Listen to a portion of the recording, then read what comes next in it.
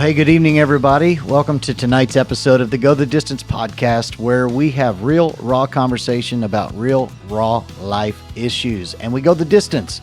We know that the Christian walk is not a sprint, it's a marathon, and we want to run our race well and finish it well. And so tonight we're going to have a conversation with my friend Brad Pearse, who's back in the studio. He was here a few weeks ago. We kind of teased you a little bit and told you about something we had coming in the new year, 2021, and we're going to talk about that tonight because we have more direction. And then also we're going to talk about some things that he and I had a conversation about the other day. So welcome to the studio, Brad. Awesome. Thank you. Good to have you back. Yeah. Hope to be here. You're looking good in your Callaway 3/4 zip sweater. I'm trying. Yeah, it's cold outside today. It is cold. Yeah, it turned winter again. I didn't think it would be this cold down in Texas, man. Oh man, it only lasts for like a day and a half though. it'll be springtime by the weekend. Yeah, well, you moved here from Colorado, so you know cold. Yes. Yeah, this isn't cold. This is just wet. It's just wet. It makes it feel cold. So Brad and I have been working on a project, and actually, Brad, you brought. By the way, have I ever told you I really like your name? Yeah, it's a good name. It's a good name. Yeah. You were working on a project that you brought to me, an idea from the ministry that you guys were a part of in Colorado before you guys relocated to Dallas. And you were telling me it was like it was a servant leadership type study, and it was a community of leaders in the workplace, whether it be white collar, blue collar, whatever it be. We're all leaders. If you have an influence on someone, you're leading. And so you were talking to me about the fact that you were a part of a study and a group that got together in Colorado once a week, I believe is what you said. It was once a month. Once a month. Okay, Yep. So once a month, and you guys got together and you studied scripture, but it was based out of this mindset of servant leadership. What does it look like to serve people and not just lead them?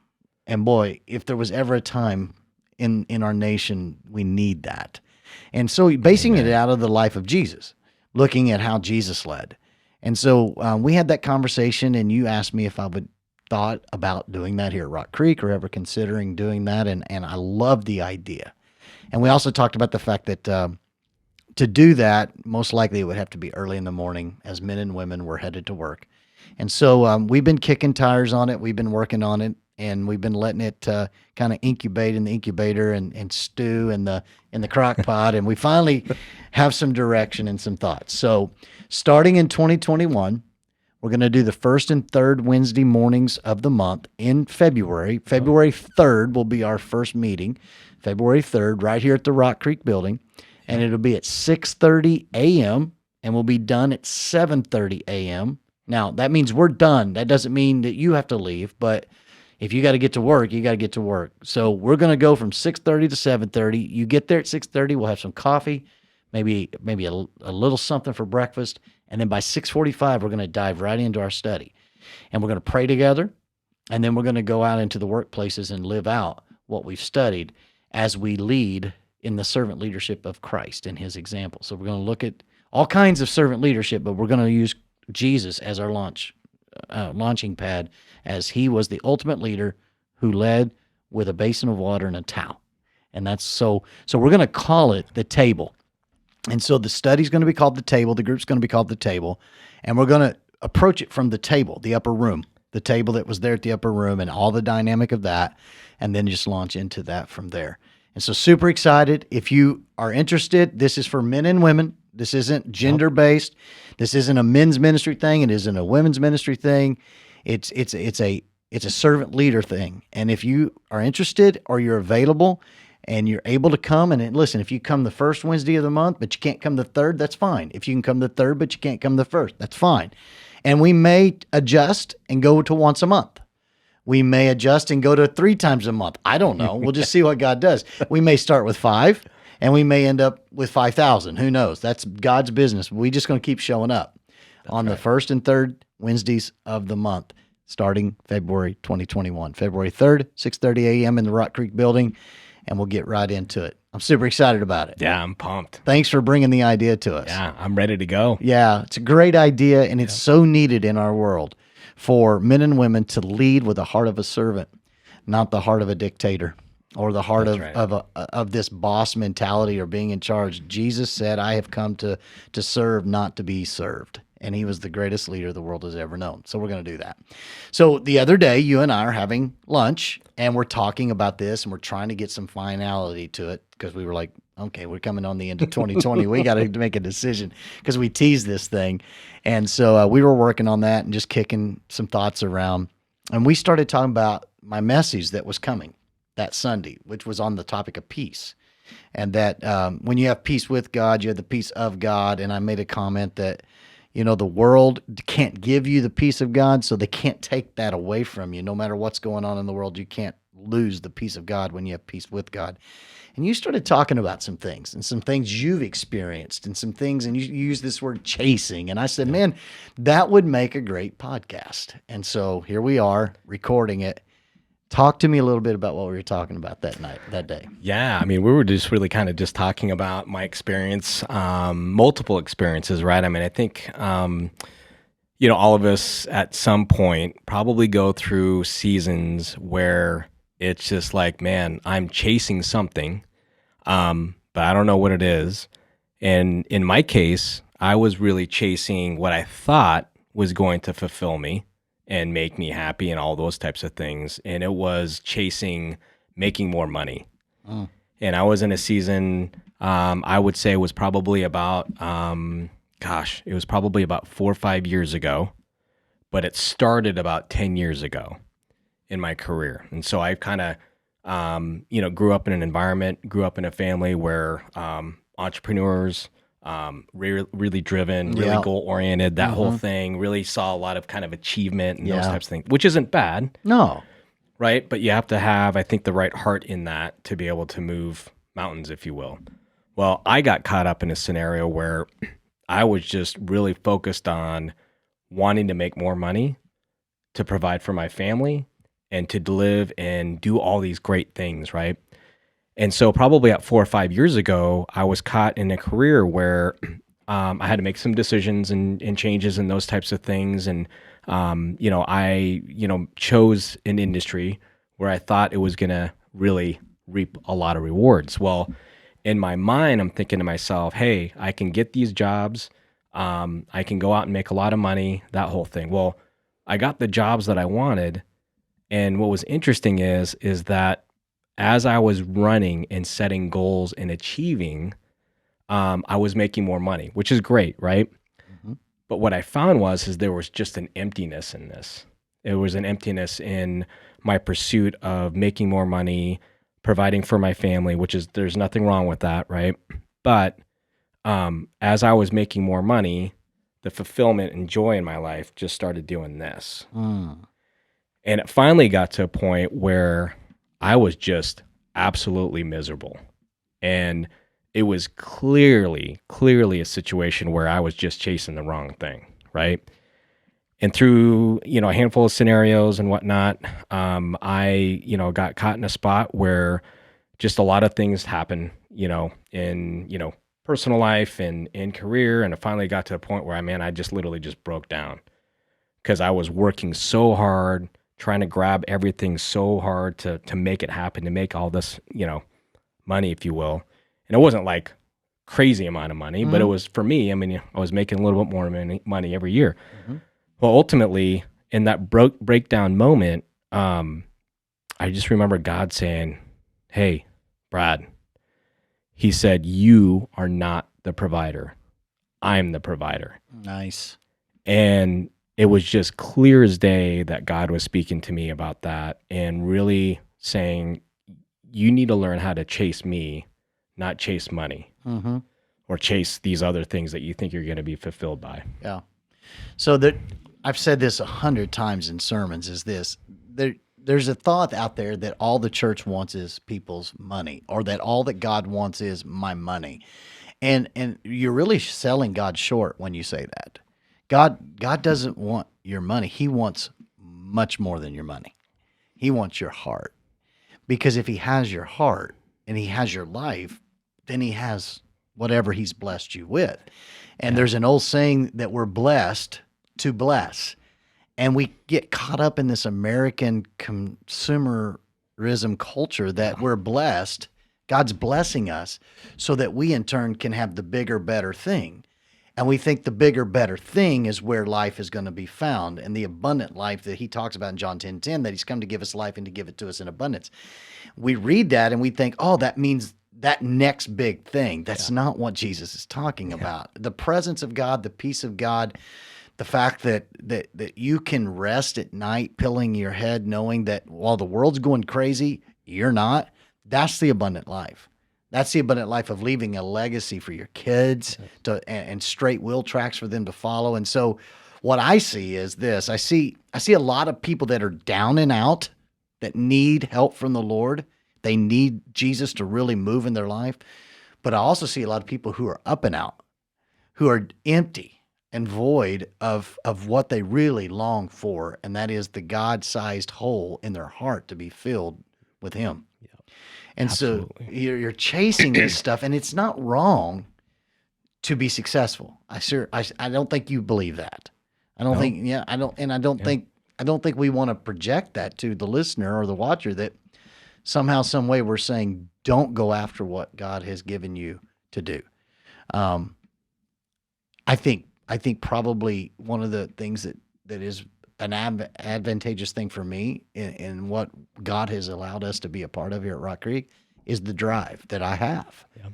It's the drive that gets me out of bed. It's the drive that causes me to want to be excellent in what we do. It's the drive that drives me to prepare, to make sure Sunday morning is ready, but that same drive can be an unhealthy drive because you begin to feel like you're doing it, you're accomplishing it. And if it's not of him and for him, then it's empty because there is no him there. Yeah. And I've preached sermons and walked off the stage and said, I have no idea where that came from. And I don't think that was really very good. And I've had people come up to me and say, that was, the Lord used that. And then I've had times I walk off stage and go, that was the best I've ever done. And nobody got a blessing from it. So God has a unique way of reminding you that it's him, not you. Yeah. Well, it was interesting in that scenario where I finally kind of just broke down, and when God was like, hey, chase me, don't chase this money thing, because I started making that my source, if you will, right? And money's not my source. God is my source. And what was interesting is the harder I worked, the harder I tried, the harder I tensed up and stressed and all that, the more miserable I was. And ultimately, it taught me to let go. And I think God was definitely using that season in my life to shape me, understanding that I am the source, essentially I'm the way in the life. Mm-hmm. And when I started to let go and trust in him, it was a season where I entered, where God spoke to me all the time of, trust in me. And that was a good year where he just told me that every single day, trust in me. And then it was a season that following year where it was not just trust in me, but have patience in me. And that was another full year of just, hey, be patient in me, be patient in me. And then it was be present in me. And so it's just this journey of just growing, closer to God in that way, to really understand that it's really his will, not my will. Mm-hmm. And, now I'm at a point where, full trust in him. And believe me, there's moments where I'm like, I definitely want to take control in that whole thing. But for the most part, it's interesting when you let go, it's crazy the kinds of blessings that God really has in store for you in that way. And I'm not talking about things. I'm talking about just the peace of him and his presence, a lot like what you were talking about this past weekend. Well, and we talked about this at lunch, and I think this is what you just brought up, just reminded me of what we talked about when we talked about how you live life one or two ways. You live life with closed hands, or you live life with open hands. And when you close your hands and you control everything and you hold everything tight and you squeeze as tight as you can, which, by the way, control is a mirage. It's not possible to be in control. You control nothing. Absolutely nothing. I control absolutely nothing. I mean, just think about it for a minute. Who's making your heart beat right now? Right. You think you're doing that? God thumped it in your mother's womb, and when it's done, time to be done, he'll shut it down. So you don't control that, but you think you do. And we have this mirage that we're in control, so we squeeze and we hold tight to everything that God has blessed us with so that we don't lose any of it. The problem with living this way, you might not lose what you have, your grip on, but there's no way God can put any more in your hands. And so when we live open-handed and we say, hey, God, you gave this all to me, and I'm just to steward it. I'm just the manager of this. Includes not, and I'm not just talking about your bank account. I'm talking about your children. I'm talking about your marriage. I'm talking about your ministry. Rock Creek Church is not mine. And I've had people say, man, I really love your church. It's not my church. It belongs to the living Savior, Jesus Christ. He's just given me a calling to shepherd or steward it and to manage it.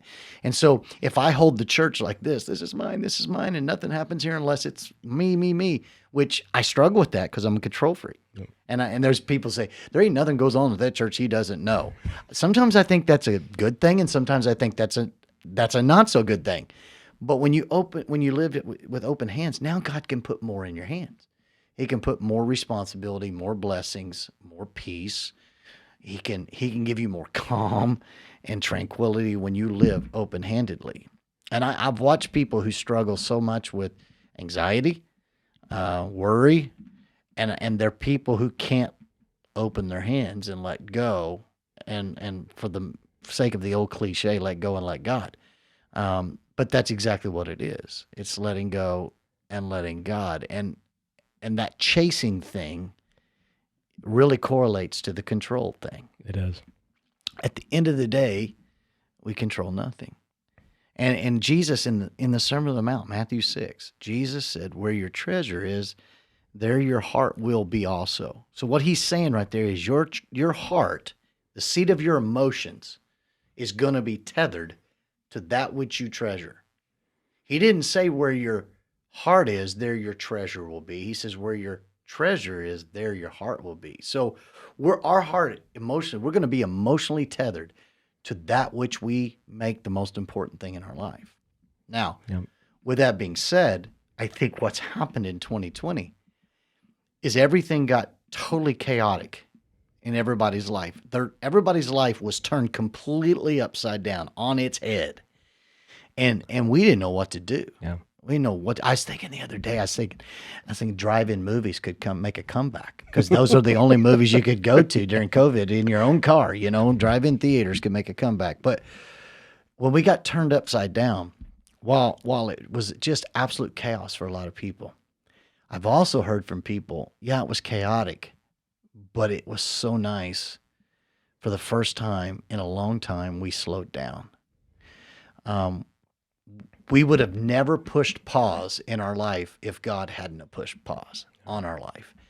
And here's what I heard, and I thought, isn't it ironic that when everything's chaotic and the world is turned upside down, it's in that moment that which is the most important becomes crystal clear. And we all learned that, did we not? In our homes, we saw who is most important here. It's not that person that wears me out on email or text messaging at 8 o'clock at night, still working. The most important is my kids, my wife, my family. And we have to work. That's the other flip side I've seen, though. Everybody's like, I don't want to go back to work. I just want to stay at home. I'm like, well, you may want to stay at home. I want to go to work. I've been at home way too long. It's not healthy for me and Sarah to be together all the time. We need to have separation. And so, but we did have those moments of, man, it's nice. We don't have anywhere to be tonight. Yeah. We don't have this. We don't have that. And I think sometimes we need God to get our attention, and we need God to get us focused on that which is most important. And this year we've done that. Yeah, it's interesting. And even in your sermon this past weekend, when you're talking a lot about peace be still, right? Where Jesus is actually talking to them, not just, the storms. Yeah. And it's just crazy how we react to just chaos and stress and this, that, and the other thing, thinking that we can control it. Right. And God's just saying, hey, listen, relax. Yeah. Like, I have this. Right. You don't, know? And it's just interesting as you, at least for me, in this journey of growing closer to God, what he's been able to share and show me what it means to trust in him completely. Because at the end of the day, that you talk a lot about, it's look, this is about relationship with him. And it is crazy in this time how much more crystal clear his word is today, now more than ever. Mm-hmm. When you, at least for me, when I dive into the Bible in the morning, it is amazing how crystal clear he is talking in the midst of everything else that's going on. It's just, it's amazing. Well, I heard a preacher say one time, God doesn't shout. And maybe the reason why you're not hearing God is because there's too many voices shouting in your life. And that God usually is a gentle whisper. Now there's times where he's shouted in my life and he's got a hold of me in a very big, bold way. But most of the time when I hear God is when everything else is turned off, when it's quiet, when there's not a distraction, when there's not a lot of noise. And I'm not talking about physical noise. I'm talking about activity noise in the world. Yes. I'm getting ready to do a sermon series we've been working on. Greg and I've been talking about this first sermon series for 2021. And here's a little teaser for you. We're going to do a series starting January 10th called Sound Mind. And we're going to talk about if you're going to win the battle, the spiritual battle of 2021, that battle's going to start in your mind. And we're going to talk about what the Bible has to say about winning the battle of your mind. But our approach is this, and I'm going to give away the opening illustration of the entire series, but I'm going to do that because it exemplifies what you're talking about, what we're kind of visiting about here at the podcast. So I don't know if your kids sleep with sound machines, but my kids don't, and they didn't when they were young. Those weren't a thing, sound machines, back in the 90s, back in the day. New Kids on the Block and Backstreet Boys and InXS and back in the day. But as time has passed, I've noticed people are using sound machines. And so Sarah and I actually sleep with a thunderstorm going on in our bedroom. I don't know if my kids do now. They're grown, so I have no idea. But what I've found is the reason why people are using sound machines with their kids is the sound machine in the baby's room or the toddler's room or the grade school kids room. The reason why they're doing that is it blocks out the sounds outside of the room that could wake them up. So the sound machine is there to not just put them to sleep, but to block out the noise that could wake them up. Here's where we're going. There's a lot of white noise that we have turned really high up in our lives and in our minds that's blocking out the real issue, the real noise that we need to deal with. Instead of dealing with the things in the mind that we need to deal with so we can have a sound mind, as Paul said, to take every thought captive, we just keep turning up white noise. We just crank up the volume on the white noise, which we think is going to drown out the real voices in the head. And you have to deal with that stuff. Yeah. And so I have no idea why I started talking about that other than I just think we have a lot of volume in our life that we cranked up. And when COVID hit, all that volume got cranked down. Two things happened. There was positive to that because people were able to refocus on that which matters. But there was a negative because there was a lot of people didn't know what to do. Yeah.